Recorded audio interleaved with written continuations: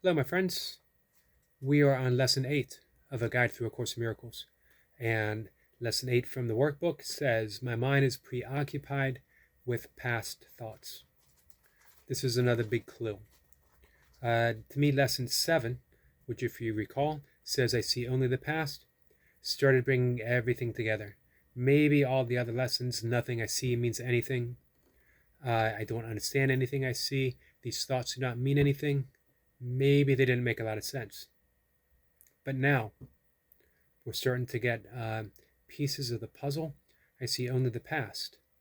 So, of course, nothing I see can mean anything to me right now, this present moment, if I'm only seeing the past. Now, there's going to be some repetition going on. My mind is preoccupied with past thoughts. Seems pretty clear along with I see only the past. Do you need to say both? It's been said that the Course is a holographic text, that any one small tiny section, one slice, contains the whole. So any little, there's any repetition, it's because we're trying to get the whole picture from as many different angles as possible.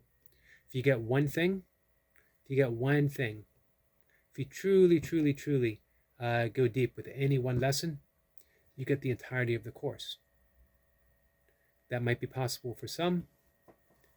For most, for me, certainly, it isn't, and it wasn't. So the repetition is by design. But lesson 8, again, is a big revelation. My mind is preoccupied. It's not just that I see only the past. It's that I'm preoccupied with past thoughts. This idea is, of course, the reason why you see only the past. Our thoughts, our making, our perceptions. That's the big clue. I gave it away early. No one really sees anything. He sees only his thoughts projected outwards. The mind's preoccupation with the past is the cause of the misconception about time from which your seeing suffers. Your mind cannot grasp the present, which is the only time there is. It therefore cannot understand time and cannot, in fact, understand anything as of yet. Course in Miracles is very Zen-like in its presentation. It continuously brings you to the present moment, continually reminds you that you are stuck in the past, that our every thought is either stuck in the past or projecting the past into the future, which is yet to happen. Our mind is preoccupied with past thoughts. The one holy true thought one can hold on to is that the past is not here. I love that. I quote that often. I remember it often.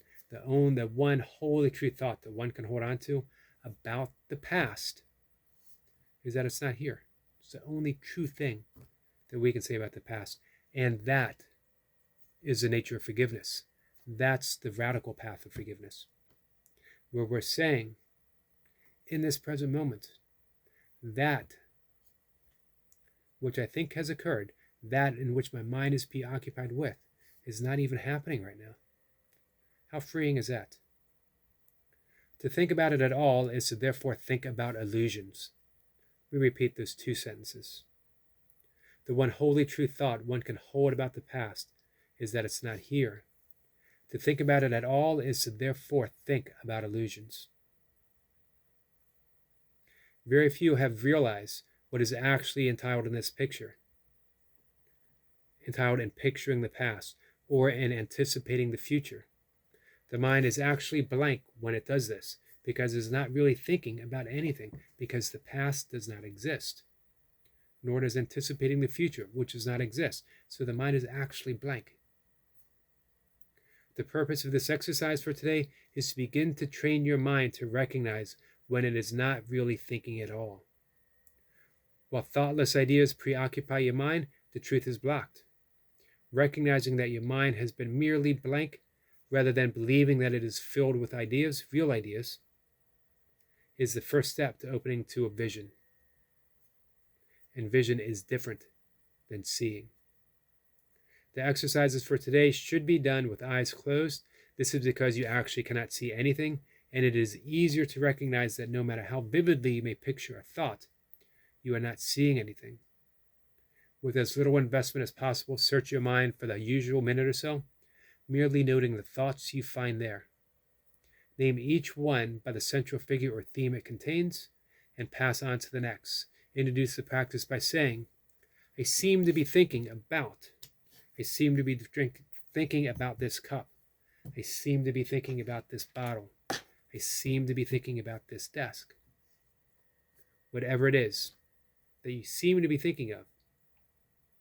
Then name each of your thoughts specifically. For example, I seem to be thinking about this cup or this person, about a whatever, or about an emotion, and so on, concluding at the end of the mind searching period with, but my mind is preoccupied with past thoughts. I seem to be thinking about this person and what they did and how they caused this, but my mind is preoccupied with past thoughts. This can be done 4 or 5 times during the day unless you find it irritates you. If you find it trying, if you find it trying, 3 or 4 times is sufficient. You might find it helpful, however, to include your irritation or any emotion the idea for today may include in the mind searching itself.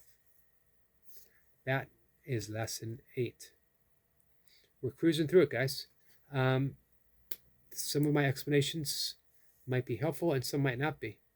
Go to the course. It is free for the Foundation for Inner Peace on their webpage. Buy the book. Do both. And feel free to ask any questions. I love you guys.